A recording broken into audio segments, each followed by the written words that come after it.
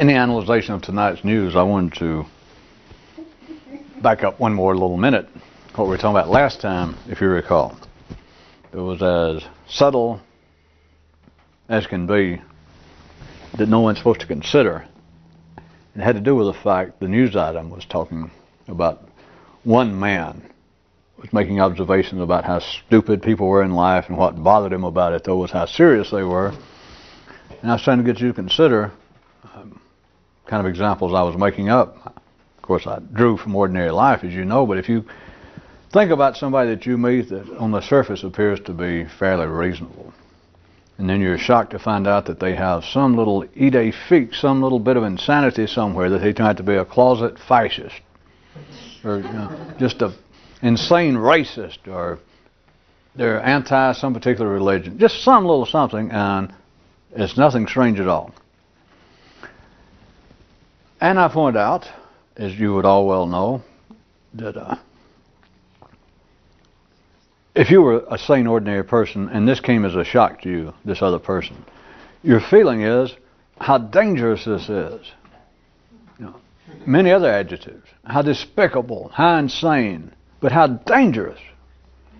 How dangerous it might be to the common good of civilization, and how dangerous it certainly is to him.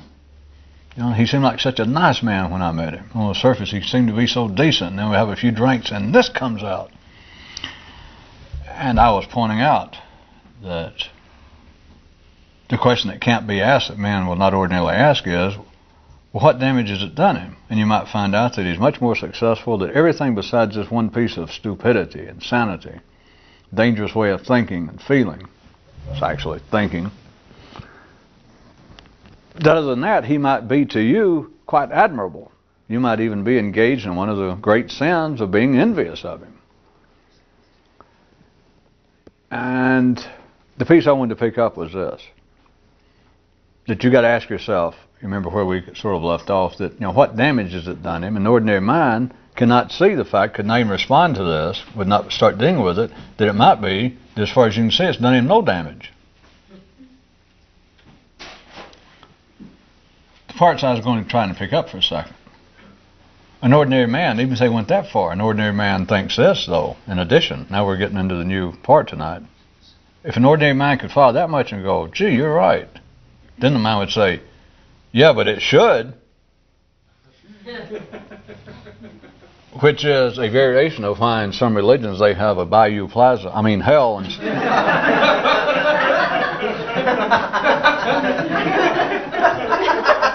that they have a hell in addition to a heaven.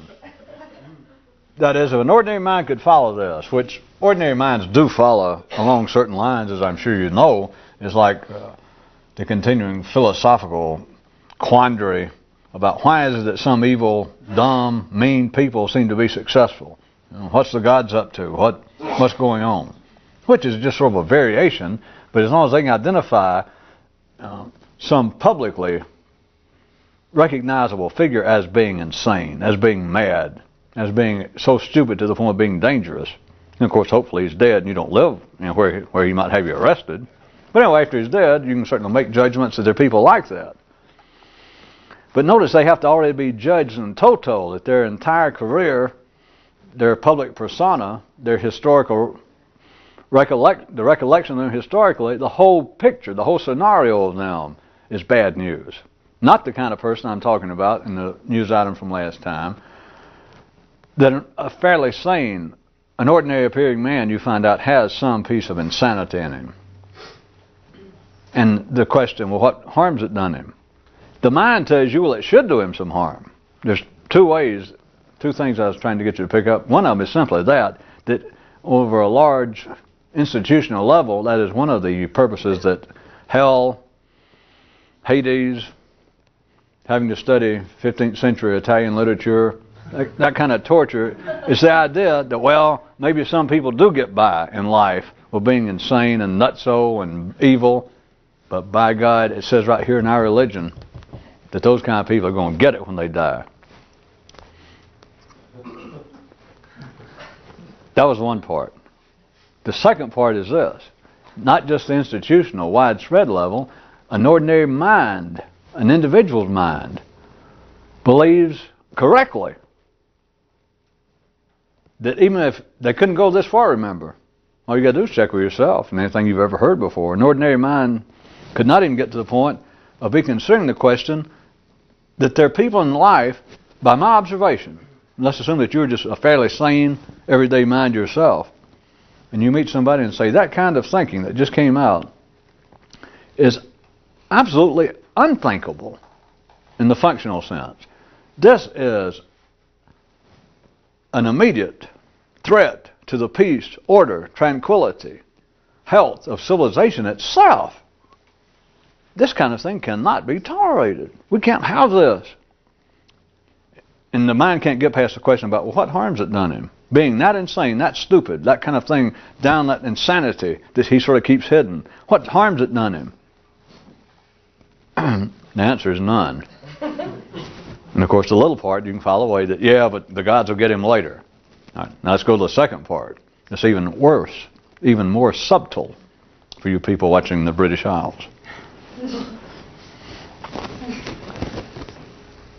Let's assume that I have given you a fair scenario, which surely you see I have, that you can see that this goes on not just one individual I made up. That just makes it easy to start with, but it goes on over a wide area throughout, cutting a gigantic swath throughout history, that people have been like that, large groups of people.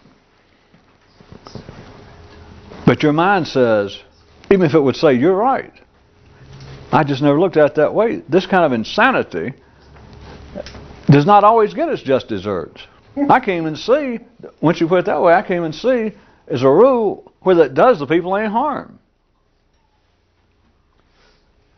But you are properly wired up, if you could go that far, to go, all right, that's true, but that's not the way it should be. And why?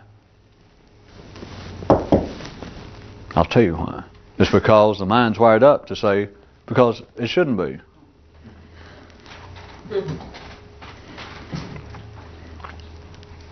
If I was over at the piano, I'd play a chord, and that means conclusion. You're supposed to go, aha!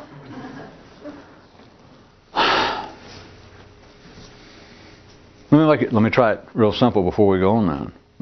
Cruder, no offense to you, but I guess it's so subtle and unnatural. So it's not just your hearing, it's not just my description.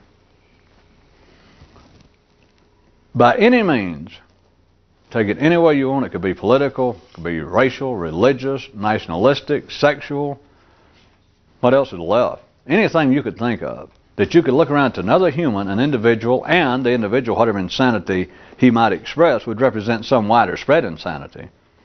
I mean, individual insanity doesn't amount to anything. I mean, if you met a man, it turns out he had some kind of, that he said that roaches were breeding inside the commodes at abandoned atomic energy plants and had learned to think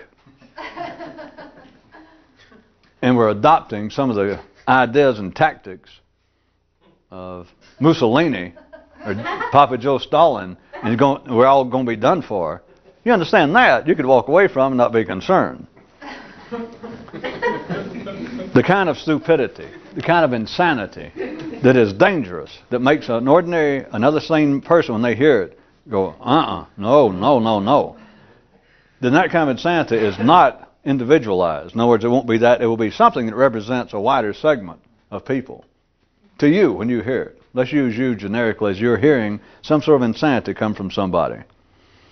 And it can be an individual, and once you get past that, you understand you can turn on the news and hear that the president of some nation, the head of some political party somewhere, the head of some religion announces, we have decided in the name of our religion that all the people who live across the border are now fair game. The gods have come to me as being your religious leader and the president of this country and told me that those other people are fair game. They're not even human, and anybody that goes and kills them will not only go to heaven, but if you live through it, you get $50 from the government. You get some slightly used cheese and some powdered milk we got. All right, you could hear that. And your mind says that you're another reasonable person, and let's say that you're not involved with the conflict. You live on the other side of the world, but you hear that. And you and everyone else, any news commentator that even appears to try to be impartial, they will raise their eyebrow. And even if they don't, you do it for them. that they say, here it is, the political leader, and the guy comes out and he's dressed a little different than you would be, and he says, our God says that he told me personally that he had had enough. I tried to tell our next door neighbors to repent and give us half their money, half their corn, and to take up our religion, and they will not do it. We've been reasonable. I announced this a year ago. So we're going to start killing them all. We started about 2 hours ago. I just didn't get around to telling you. And you can look at that and say, that is insane. It's not just, and you could be not particularly interested in politics or religion. Just a civilized, urbane person, and you hear that, and as you should, your action is just almost horrific that we can't have this. This is absolute. We cannot have this.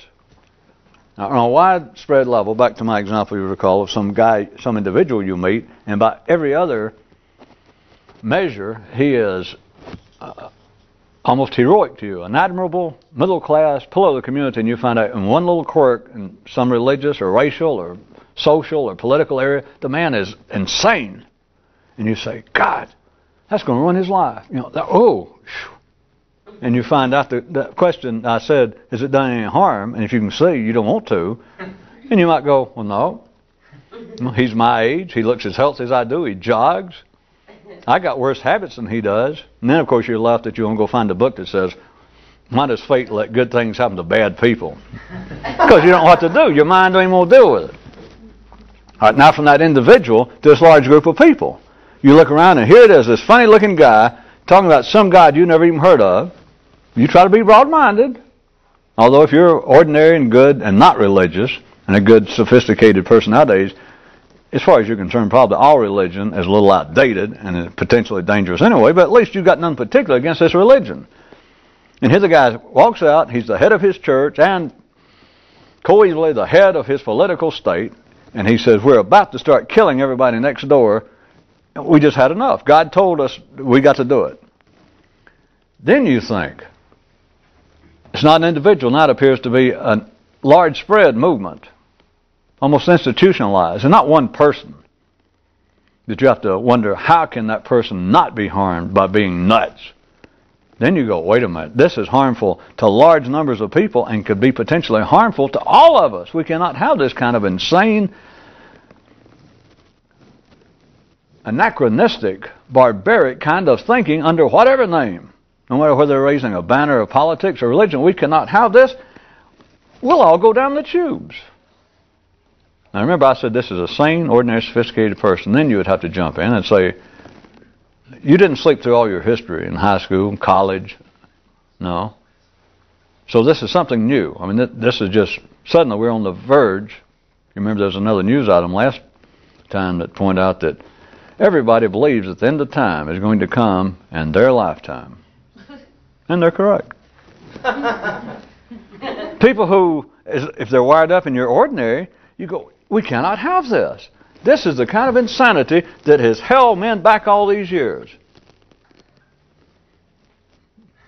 We're back to another question like compared to what, which is sort of dirty because the mind immediately cuts off of that. You know, compared, you mean we'd be even further along advanced than hippos than we are if it hadn't been for this?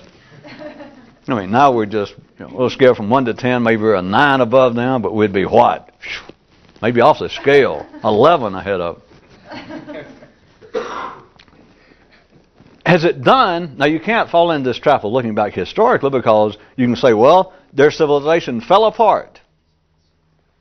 I look back and there was another group of people. You pick out somebody somewhere that lived 2,000 years ago and they had the same kind of attitude and slaughtered their neighbors. And where's that civilization today? You never hear them today, right? Everybody, I mean, that proves the point, right? Well, hell, everybody's dead after 2,000 years. Yeah, but our history books say that they died ignominiously. You know, dead's dead. Plus, did they write the book? Is that the way the current generation of this group of people that went out in such an infamous blaze of glory after living several hundred years of being insane and killing other people, the kind of thing that you look back historically and say, well, that's horrible, that's horrible. And then the question, I was about to present to you, of course, is what harm did it do them? And then the mind would say, aha, it did them a lot of harm. Where are they now? Well, hell, they're dead. Yeah, but even our history book says that toward the end, a bunch of them went, maybe we made a mistake. And the mind can't look that it took, 300 years of them slaughtering everybody and having their way, and it's like an old man dying. He's dying, and suddenly a priest or a rabbi, somebody comes to him and says, you're dying. And the guy says, I know I've been hurting now for 2 or 3 months. I knew I was dying. And he may say something, or it's reported. I wouldn't guarantee he said it, but it's very common, as you know. It may be reported later that this guy that swindled, this is the reports after he's dead now, swindled and cheated people to get where he was, misused people.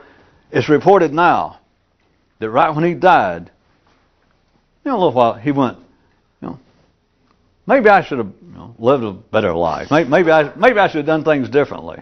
And then people go, ha ha. Like now I feel better. It is a mistake, and you do know we're not talking about history, and we're not talking about any group of people. It is the way the mind works that there are behaviors as exemplified by people's talk.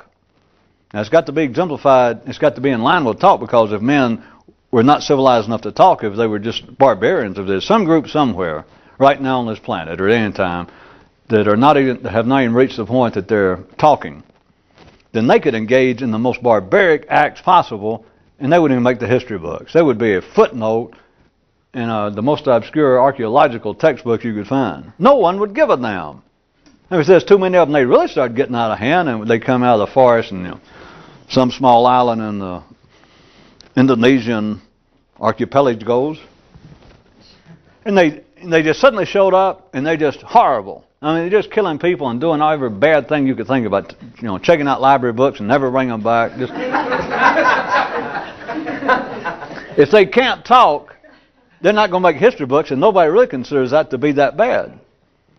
And if they start really getting annoying, like if they got up and some big country, the United States or Canada or Australia, had a naval base there, or somebody in business, the Prime Minister of Canada's brother-in-law had a trading post there, and they began to come over there and shoplifting, they're simply going to send in a troop of Marines and kill them all. So that's the end of that. But the point is, there's no problem. People are not dangerous and they're not insane unless they can talk. They can be barbaric. I just want you to see, it's not just the behavior. It's not just because some group is barbaric any more than, you remember the example I made up, is you're staying in a bar and you meet a guy and it turns out that he is head of the philosophy department where your son's in college. And he seems like such a nice guy, and you're glad you met him, and he's all dressed up, and you talk a while and get a few drinks, and something comes up about politics, and it turns out he's just insane about some kind of fascist idea of politics. And you're just aghast, which can happen when you drink.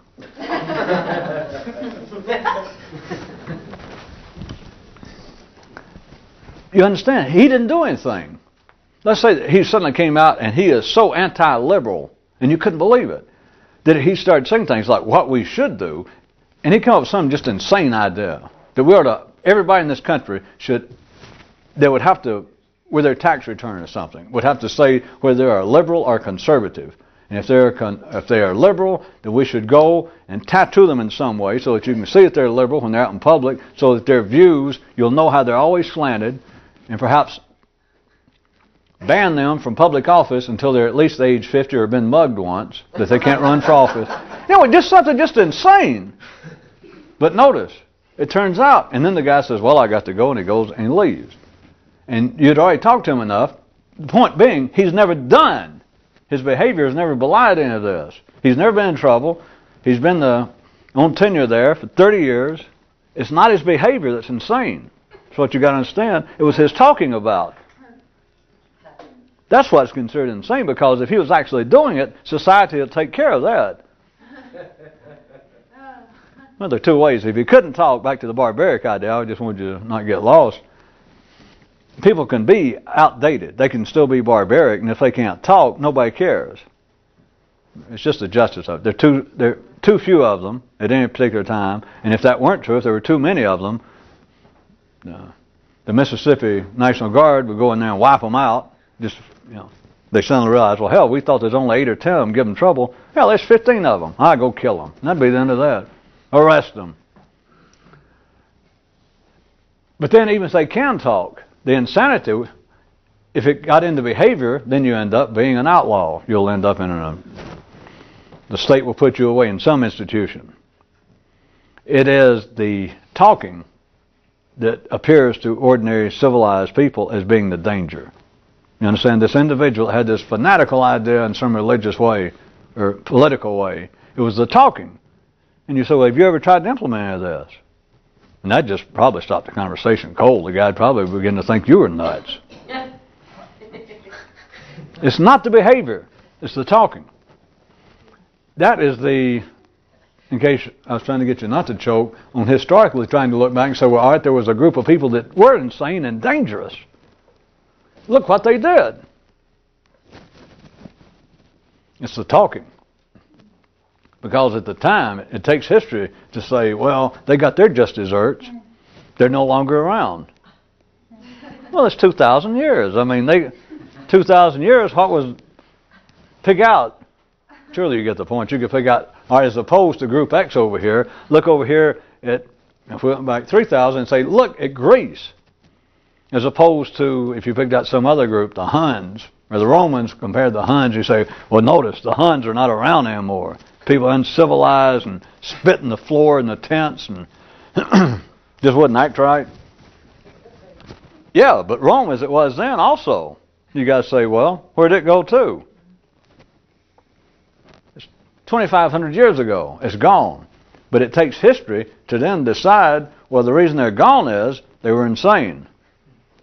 All right, but look at the ones at the same time that weren't insane. Where are they? Well, I'm sorry. That's not what we're talking about. It's 2,500 years ago. They're all dead. The mind still says, as it should is the point. I was hoping it's a conclusion. The mind, even if it could go this far, an ordinary man's mind, if it followed all this, it would still say, and you surely can fit it in yourself, it is still wired up to go, wait a minute, even if that's true, it is like your own hormones. It is like people down in the basement. It is still like news down there that you say, I can hear that. That is, I never thought about it. That is. And there's still rumblings going, well, that may be, but that's not the way it's supposed to be. That's it. There was a definition tonight that said, talk. As a matter of fact, I rewrote it, I got to admit. The original version went talk, the definition, talk about talk. And that was sketchy enough, so I tried to help it a little, and I changed it to talk, conversations about talk. It was then another later one with a little preface that said people called in and wanted blah, blah, blah, that they didn't understand that one. And then it was a definition of the progress of intellectual man's life, a.k.a. civilization. But it's the same thing as this talk. And this definition went, the supreme example of a living, growing operation fueled only by self-reference. What is talk? We can bring it down, again, one more time to the level that's almost nonverbal anyway. It could be. If it's not talk about hormonal affairs. Now, where can I get some food? Which, remember, you can go up to any human on this planet and go, and they'll point to a tree, or they'll say McDonald's is down the corner, past the second tree. And if you have the horns, you can anywhere on this planet you can go up to somebody of the opposite sex and make some kind of go. People understand that, or you go. And they go, they point, lay down on the road and go to sleep. Beyond that, what is all talk? It's about one thing. More talk. Not about behavior, not about the needs to stay alive. Civilization is the one operation that can be fueled through nothing. It can live off of nothing. It lives off of itself. It eats its own feet. What is talk? of all kinds. Well, we have a greater vocabulary than we did 2,000 years ago. We continually add new words. People's minds expand, right? But what are they talking about? They're still talking about what they were talking about as soon as man could talk. They're talking about talk. Now, it appears to be otherwise. That's why I threw in the second version. It appears to be civilization, the intellectual life of man, because an ordinary mind would say, well, no, people don't talk about talk. No, all right. They do, but here we go. You're either talking about things that are necessary. You're talking about life-sustaining operations such as eating and sleeping, and on a widespread level, sex. You can either be talking about that or you're talking about things that are not life-threatening, not absolutely life-required. Which, no offense to anybody's hobby or civilization, as always, but you do see that you could live without the arts, you could live without religion, you could live without anything if you had to, except eating and sleeping and keeping your body in some kind of hormonal, stable condition within certain parameters. And for you people outside of Alabama, perimeters. It ends up that anything you talk about that is not about eating, screwing, sleeping, staying warm, anything else is talk about talk. There's no other way to look at it. Well, if you want to look at it, there's no other way to look at it. There's no other need to look at it anymore. It is simply after men took care of the basic needs and they started to talk. Back to all the creation stories.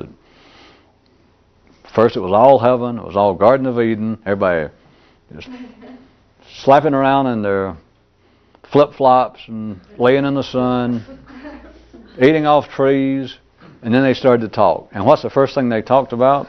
Non-essentials. What else is there to talk about?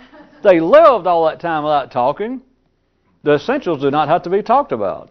But the essentials are not civilization. The essentials do not feed, and vice versa, man's intellectual world. Remember, and man's intellectual world is civilization.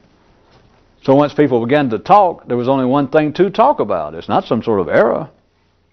The only thing to talk about are the non-essentials. That's what civilization is. That's why it's so expensive. It doesn't exist. It's a variation that we didn't analyze last time, is point out that all ordinary people, for ordinary people, there is no escape from hormonal bondage. Sounds rather dramatic, but for ordinary people, there is no escape from civilization. There is no escape from imagination. There is no escape from being civilized, neurotic. Fill it in. And then it went dash, and it said that's why all the attempts are so expensive. The religions, last time I heard, they want 10% of what you take. Psychiatrists want more than that. Neither one of them, being the fine professions they are, attorneys, $700, $800 an hour. Any good profession, the more intelligent, the more they are in the higher ranks of civilized affairs, the more ready they will admit that they cannot guarantee what they do. All they can do with their story is we guarantee to give good service. We guarantee to offer service, information, advice equal to or better, but at least equal to that which is the current standard in this community. The point is, no psychiatrist is going to guarantee results. No priest, if he's had a drink at least, is going to guarantee that, yes, I know you live after death. Come on, have you been dead and know it? Well, no, but hell. Nobody, you cannot guarantee results in a civilized world. That is why it's so expensive. Because it doesn't work. It's not possible. Now, if it worked, psychiatry would be cheap. It'd be expensive in the beginning, the startup cost, but analysis now, our religion, religion is a lifetime proposition, 10% or where you have to pay for a seat there in the temple for the rest of your life. And you still don't know what you're going to get. You're going to get a seat, they won't throw you out, but then you say, yeah, but how about the big payoff? Well, just have faith. You sit down at the age of 60 and you start figuring, well, son of a bitch, I have contributed $300,000 to this operation, and here I'm about to die, and the best the guy can tell me is, pats me on the head like I'm some little fucker, and I'm 70 years old, and he got $300,000, and he's saying, well, have faith. Or you've been in analysis. And you start thinking, did you realize I've been going to this guy now for 27 years? And it's probably even worse, $750,000. And about the most he'll say to you is, can you guarantee I'm going to get over all my fears and my problems? Well, no, I told you 27 years ago, nobody can guarantee that.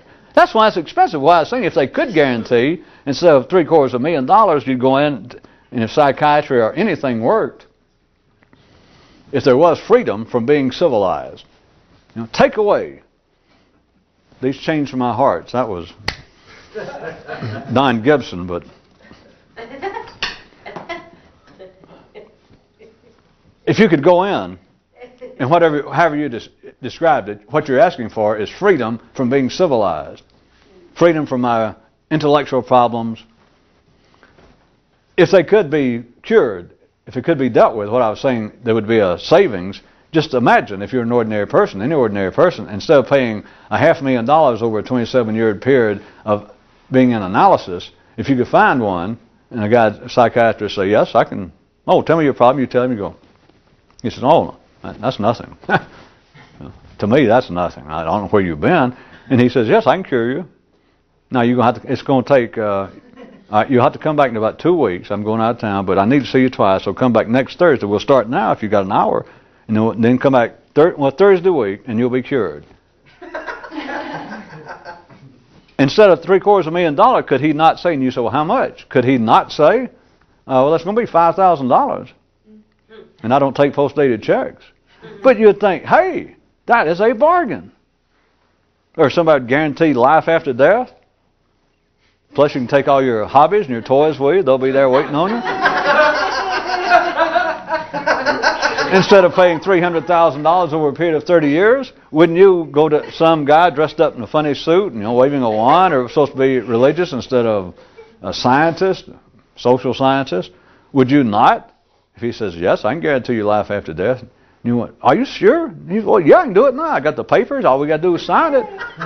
You mean just one time? Do I have to come back to church or anything? Well, not unless you want to. We have shows. Services here. But once we sign the papers, you don't have to come back if you don't want to. And you say, well, how much is it? Couldn't he say, if you're an ordinary person? Couldn't he say, well, we had to raise the prices. It's $10,000 today. And you say, hey, let me go swing a loan. I'll be back. Be back in tomorrow. Wouldn't you? Because in the long run, it's a great savings. The reason they're so expensive is, the reason all attempts to escape being civilized are so expensive is simply because they do not work. Are we going to have another sham democracy and ask, did anybody lose their place? Or is everybody going to raise their hand?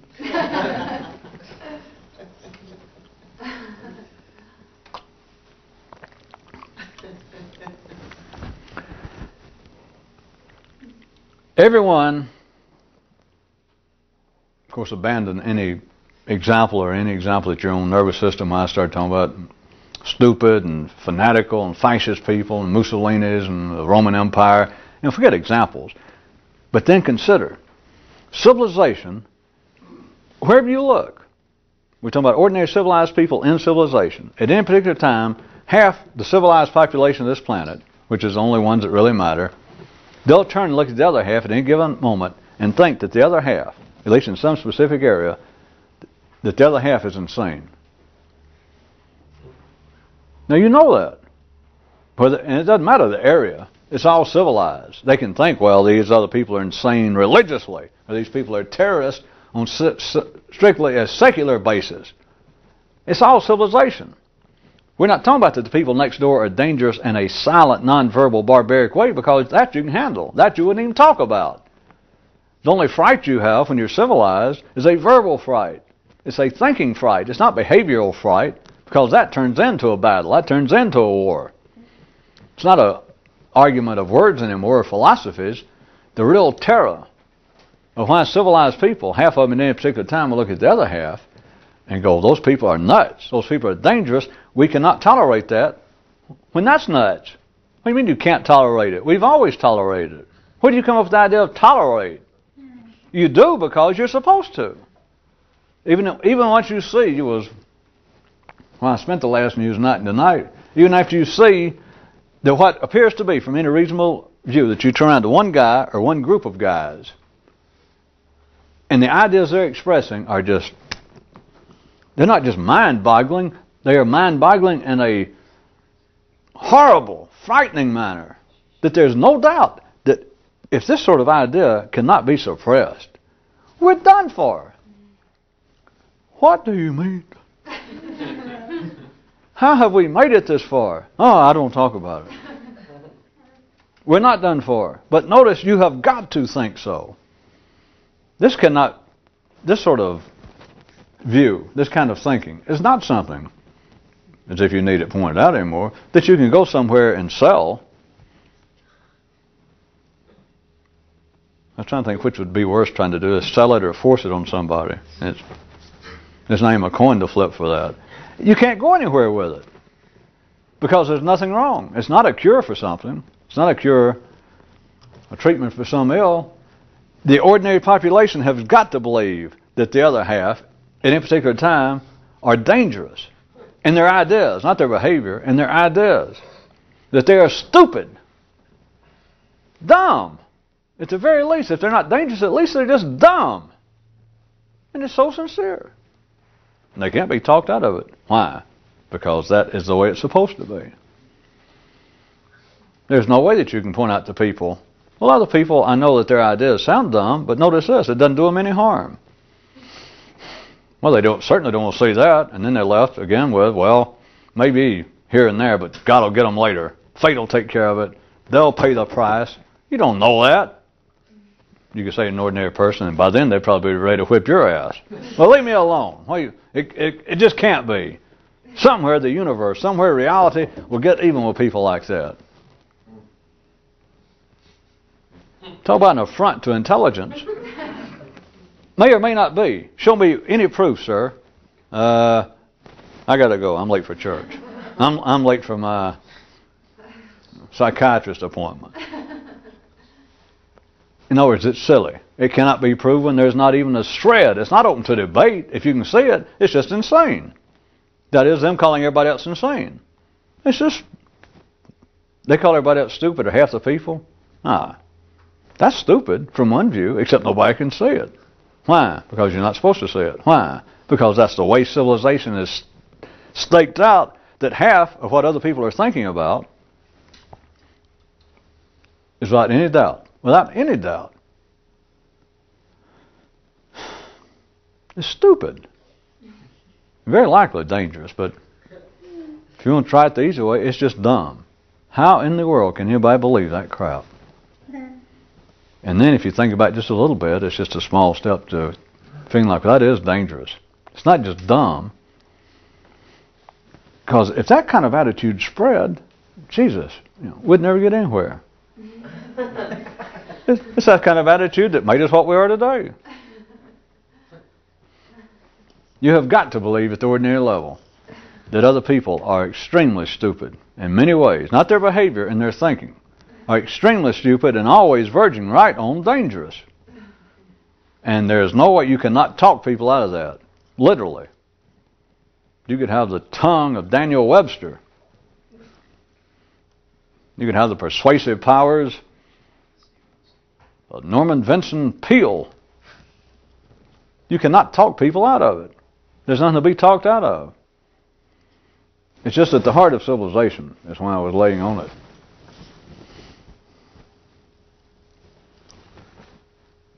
But everything, well, don't change the tape, I'm going to stop. But everything in the human nervous system,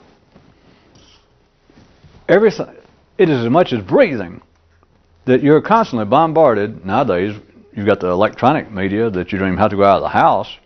You can hear it, but you can't go out of the house, and you just hear people talk, and it's just constant. That your nervous system feels like, Jesus, half the world is nuts. Half the world is nuts, and at least half of these nutty ideas are dangerous. They're not just offensive, they're dangerous. And there's nothing else to be said. It's not for a person thinking, well, perhaps I'm wrong. They're not wrong. Or for somebody saying, perhaps I should try and see their side. You can't see their side. I guess you could end up on their side. And then you'd think people that like you used to be are now dumb and dangerous. But there's nothing to be cured. There's no remedial action to be taken. If you're civilized and you think at that level, you're just surrounded by people who are dumb, stupid, deranged, dangerous. Except the question, well, what harm's it done them? I know you feel that way. I mean, it's beyond any question. What harm's it done them? And you look, none.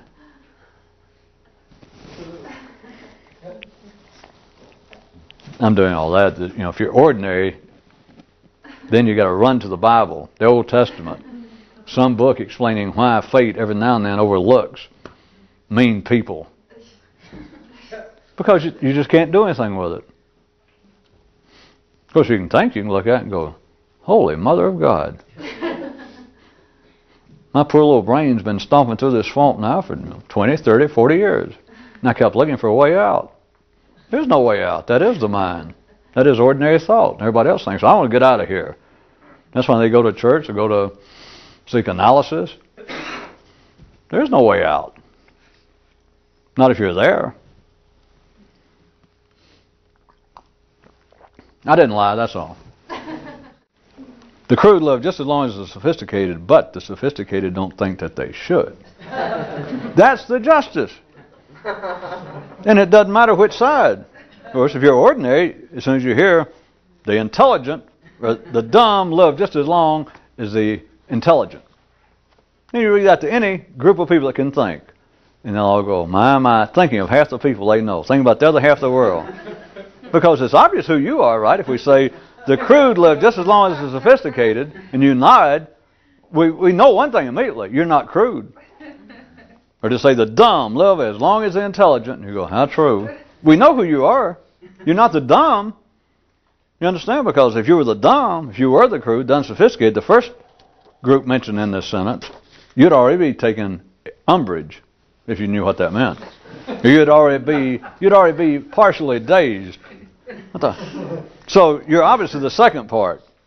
You know, the comparison I can make it the crude and the sophisticated, the good, the evil and the good, the dumb and the educated. The crude live just as long as the sophisticated, but the sophisticated don't think that they should. That's the justice. The evil live just as long as the good, but the justice of it is this. The good don't think they should. See, there's a period after should, in case any civilians wandered in here waiting for the rest of it. You know. Intelligence. Stupidity survives just as long as intelligence. Except, and of course, if you go, tell me about it. Then we know who you are. You're not the stupid. The stupid don't know that. They go, what the hell does that mean? But you're intelligent. You've read history. You're aware of the fact that stupidity is still with us. So we say the stupid survive, even thrive, but at least survive as long as the intelligent. But the justice is the intelligent don't think they should. Yeah. And you don't have to look away if you're ordinary intelligent. You don't look away and think, do I think that? Well, hell yeah, you think that. And it's true, isn't it? Well, certainly, stupidity, we should overcome it. It's not in question. You don't have to stop and think. Because if you did that, then you're part of the stupid. And nobody's part of the stupid. You're part of the intelligent. You know immediately. The first part. As uncomfortable as it is, you're intelligent. You know your history. You're observant. You're an alert citizen. You look around. So it says, the stupid, the unthinking, the crude, the unsophisticated live just as long as the intelligent, the knowing, the alert. And you go, yeah. So we know who you are. That's just a comma there. That you're part of the latter group. Because you're not part of the stupid and the crude, or you'd be going, huh? Huh? Or you can't talk about my mama that way. Something like that. So you're obviously part of the intelligent. But where's the justice? See, this is why I said it was kind of a wrap. In that one sense, it sort of wrapped up everybody's idea of the injustice of it, even if an ordinary mind could follow what we've been talking about for the last 35 minutes. And go, well, That's not the way it should be. I don't like, no. And they'd have to look away. This sort of verbally wraps it up. The justice of it is that this is the way things are. That is, the stupid are still with us the intelligent. The stupid live as long. In many cases do as well. But they live as long as the intelligent. Yeah. But the justice is the intelligent don't think they should, and then all the intelligent. But you understand, not just half the world, this includes all the world now, because we'd have to do it at a time, because half of the people would think it's the other half we're talking about. But everybody go, yeah. See, there's the invisible justice. It's everybody in the world. Everybody. Now, not 50%. You've got to stretch your mind away from being dropped into a three-dimensional environment and was only given a binary brain to start with. Everybody believes that everybody else is unjustly rewarded. Everybody believes that everybody else lives too long. Everybody believes that everybody else is less than deserving of what they have. That's the justice. Notice it didn't say that's the reality. It doesn't say that's the truth. That's the justice. The stupid, the dumb, the dangerous live just as long as the intelligent, the insightful, and the decent. Except the intelligent and the insightful and the decent people don't think they should. That's all that counts. Notice it doesn't say that they go and kill them. It's not behavior, it's talk. And so the justice, everything's all right as long as the intelligent people, which includes, remember, not half the world now, includes everybody. It's just you got to talk to half the people at any given time so that they can think we're talking about the other half. But everybody is intelligent, sophisticated, insightful, decent, and right thinking. Everybody. You just have to talk to 50% of the people at a time so that they think that. So, the insightful, the intelligent, they hear that the crude, the dumb, the ignorant, the backward live as long as we do. Yeah. But the justice is we don't think that they should. So then everybody, without knowing it, can stick out their tongue intellectually at everybody else. But notice, when it's beyond 50% sticking out the other 50%, if it's everybody sticking their tongue out at everybody else, then you might notice why I bring in so many news items that seem to have to do with people looking in mirrors, and the guy would open his brain and greetings to the hog butcher of the world. As long as everybody can stick out their tongue at everybody else, everything is all right. And then apparently half the people, those other cows, those people closest to you, that you're all sticking your tongue out in the same direction, you look around and you go, yeah, my kind of sheep. Man, there's you over here, everybody going, and you know that you're sticking your tongue out at somebody else. Not people thinking. You're sticking your tongue out at talk.